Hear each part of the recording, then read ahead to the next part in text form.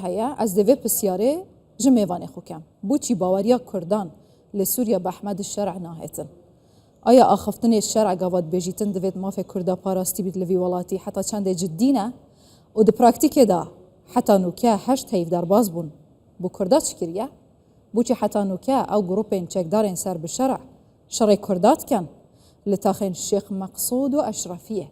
مطرسین داهاتین لسر سوریا چنه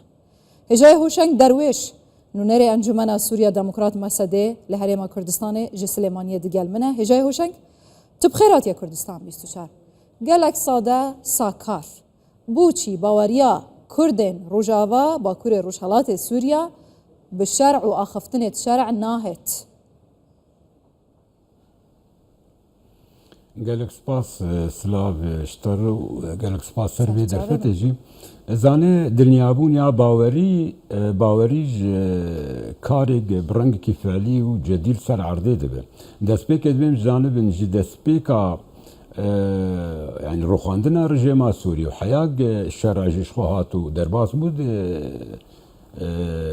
كومار يعني كوشكا كوماري هنگاوي انجلبر شعبي خو ام دبينن براستي يعني هنگاوا يكي يعني جارا يكي كونغركي ديداركي اجتماعي سوري بو وكوا ناوي كر ديدار شخونا كرد و نه پیکاتین سوری جه خونه دیتن نه کرد نه علوی نه درزی پشتی بینا ام دبینن دامد یعنی آبا کردنا حکومت که جهات نه پیکاتی دیس کرد و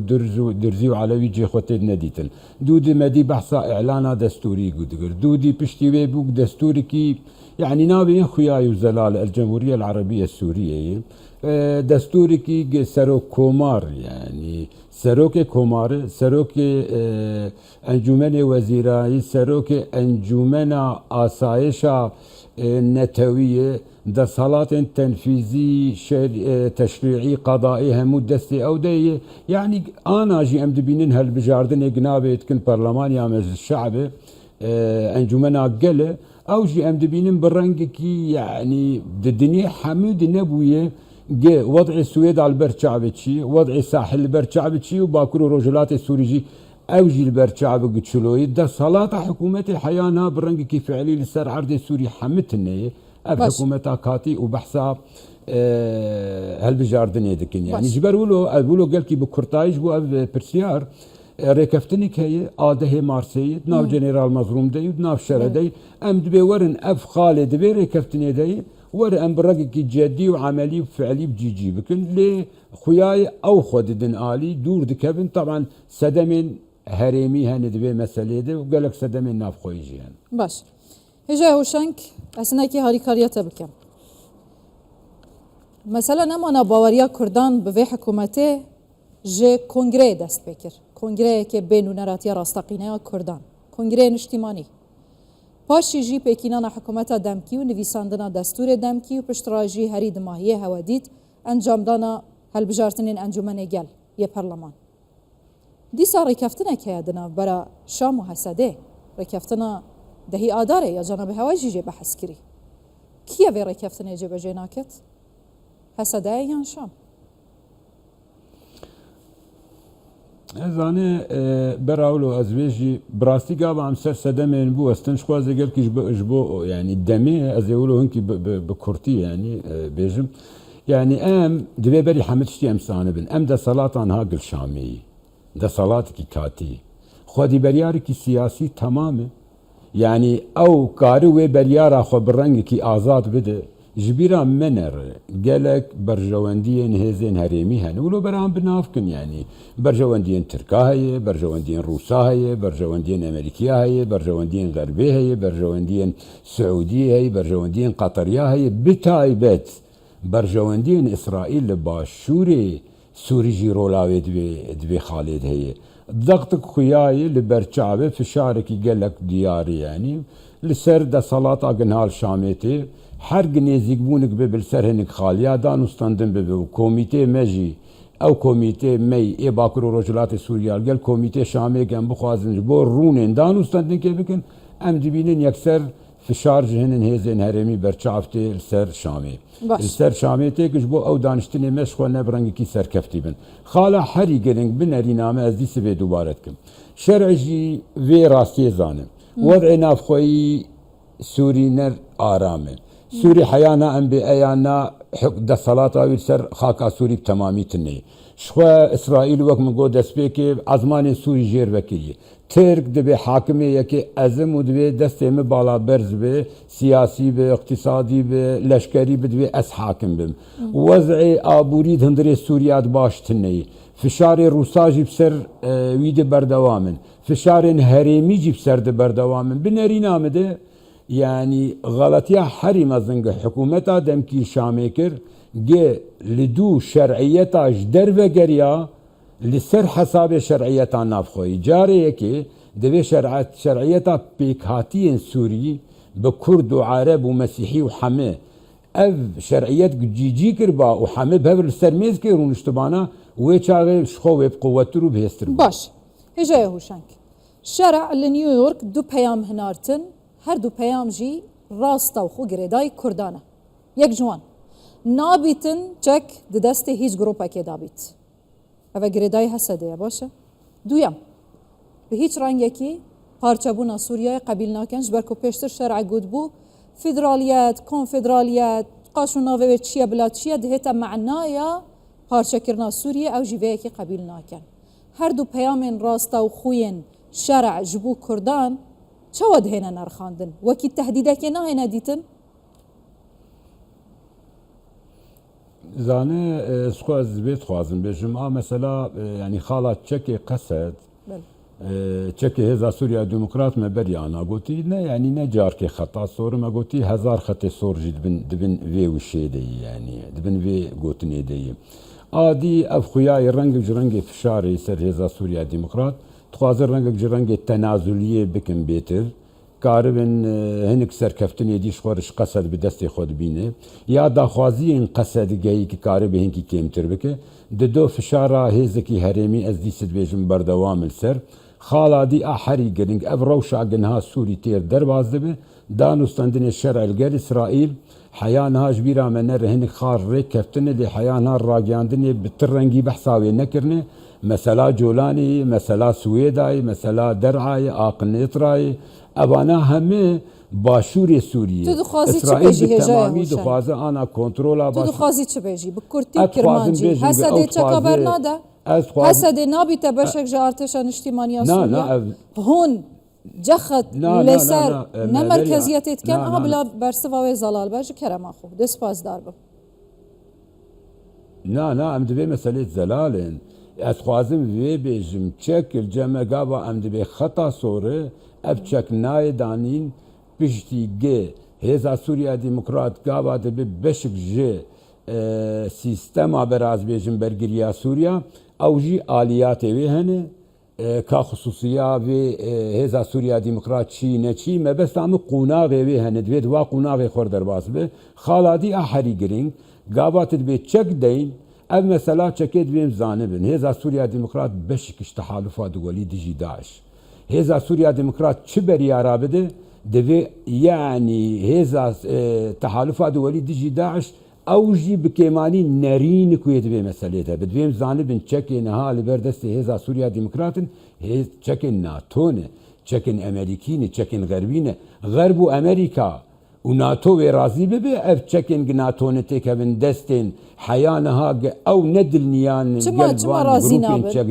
چما رازينا بن قاعدة باش مثلا رازينا بن چما رازينا بن مثلا بيشتر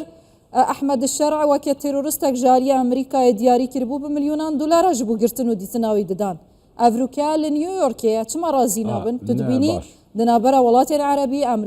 امريكي اوروبي دقل فيدا صلاتي بيواندين باش چه دبن هون ناترسن كرد بتاني بمينن پرسیاراتا گرتی گرنگ بو پیوست جزانه چونا شرع بخوا نها جبو نتوين يعني جبو نيويورك دانوستان دي امريكا تخوازن رنگ شرعية دريا هر لوبية عربي وغير لوبيا عربي جي تركاجي طبعا وقطر ياجي تخوازن شرعيات كي بدني ليج امريكا جرينج دبي مرحله ده قارب او ركفتنا دناف شرع اسرائيل دبي بجيجي ببي الشرعيات كي بدني دريا احمد الشرع ده ما بس تايكي ابي جبو اگر چه دسهالاتی هات سر سوری پشتی احمد شرجی گبو دسهالات نکار به ابره کفتن آنها گل اسرائیلی به گبی از اعتراف بیاره کفتنی ناکم خالا گرینگ جمرنها چی يعني نقشن هن نقشن سياسي هن نقشن عبوري هن نقشن عسكري هن ليه اكتر هري جرينجي هريمي جدوي روليزي اسرائيل ودورك سعوديا جويد في مسألة هذا ليه امنكارن بهذا سوريا ديمقراط نهاوج دربي في ياريه بنا جيويج بتمامي هريج برجبيرا منره هين ملف داعش هي هين حبس داعش هي هين ام بحثان هين انا هبونا الشرع لهندري امريكا اب نقطه قلتي جرينجا يعني تشتي ناد وزاره خارجيه وشرع دبه امريكا جي دعوه كتب كات الدنيا بوك بتمامي بدمج ابدا صالات وحكومتها دندري السوري دبي حم بيكاتيا بددو دبيت الدنياي كي بدم بتمامي اف قاعده وداعش واف جروبين تشكدارين ليبراليين واسلاميا راديكارن قوين حكومة جوان هاتيا حكومة جوان هاتيا حنك كما زناف حكومة بخو جوان جروبان هاتيا تقال دكي تمام شكرا ما خد درفته بلا خمناك تشتكدن اريني هابو بشي تديد حفتيك بده رجاب اردوغان قوت چما هم شار بكن قاورين اشتيه هبن ام بربرين اشتيه ببچن مقصداوي دقال هسده بو باشا هون باورن کو ترکیه بجاردیا انجامدانا اپراسیونا هفبشا شام و انقره لدجی هسده قصده راوستاندیه جبر کو گوت ما پیوندیه کی هیا پیاما من گهشتیه هسده پیوندیه والی سر چه آستیه زانه مجارا ترکی زانه مجارا ترکی اگمل سر بسکنن ترکی يعني مجارا ترکی بتایبت امگیش زانه گناه دانستاندنی که بله دناف ترکاده پروژه که دندری ترکی دی ترکی همه هولدانی خود دی کارب او پروژه آشتیه جل جمجیجی به و کارب وقت بیجنگ تأثیر باندور کوی ارینی جل سر باکور روجلات سوریه به ام جیت خوازنگ ترکیه رولکی براستی باش دندری باکور روجلات سوریه دبلیزه و ام بهوینگ اهره ام بری آناجی یعنی ما جهاز ناف دولتی جبرانگی کی اشکاله گوتی ما همو دانستاندنی خوی دیپلماسی جیوتو ما قلتي الجمع جرينجنها ركفتنا ده مارسي وك هي ناو جنرال مظلوم وشرد بجيجي ببه بس خالق جرينجي التاني هي ادمينم اف بيويست سرقوتنا تبري انا قلت اقول شرعنها بوي واقع يعني واتشو امريكا بهزن هرمي هزن ناو دولتي بيرودنين جبيرا من نره بشتي مبارك مرسي جيبو مرسي جيبو سروك مرسي جيبو حاكم مصر ومرسي جي شو سردان دولة عربي وروبي جيكر ليه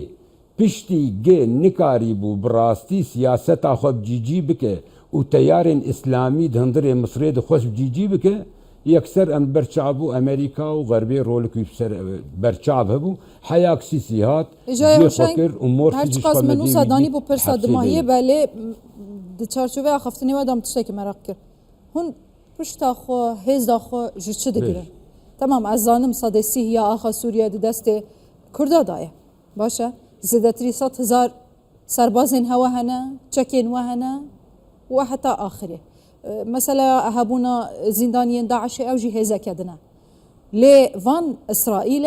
أمريكايا ولاتين أوروبينا همو لحضورا شرعا كرت ويدري تنمانا شرعنا بورارونا هون هزا خوجة تدقرن هون جت باورن زانه باش پرسیار گل کی جمن گل کی گرینگ براستی ج دما بشار يعني بريد بشتي 2011 حيانها دتش جمع اساسي يك ملتي مي عردامي وجرينجيا جي پیاما كردي وتارا كردي هم بارتيين خوي سياسي به تفكر خوي سياسي يك به لقل ملتي خو دو بهزامي بهذا سوريا ديمقراطي وبشرباني مي باوريامه بواهي بشكل شكوك ددو ام باورن جهازن هريميجي وهزن ناف دولتيجي بهبر دخوازن سوريا كابابه سوريا كليجي حمي بيك هاتيابه دينارين عمد تشتيل الساحل بو تشتيل سويداجي بو وادك جي بيويست عمه بهنك دمه بيويست عمه بهنك كاته وی گورانکاریک ام بی ایا ناوید هندری سوری دبه سوری تجاری وک آنا نامینه افراستی برابر شعب نکار حکومتك یک رنگ به کەس قبول ناکە حکوومەتێکی یەک ڕەنگ بێت. باش gelek spasiyet kem hêjayê hoşeng derwêş nûnerê Mesedê li Herêma Kurdistanê ji Silêmaniyê zor spasiyet kem xêr bê.